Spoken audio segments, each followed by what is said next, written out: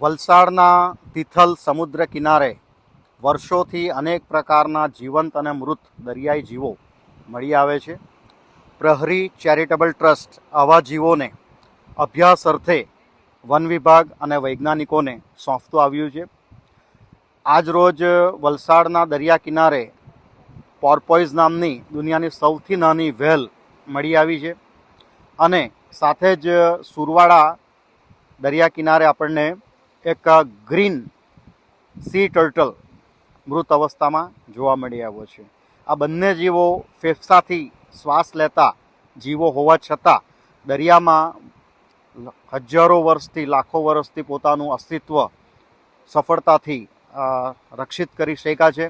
આવા જીવોના મૃત્યુ પાછળના કારણો છે દરિયાની અંદર ફિશિંગ નેટમાં આવી જવું અને એમનું મૃત્યુ થાય છે. બીજું કારણ છે દરિયાઈ પ્રદૂષણ.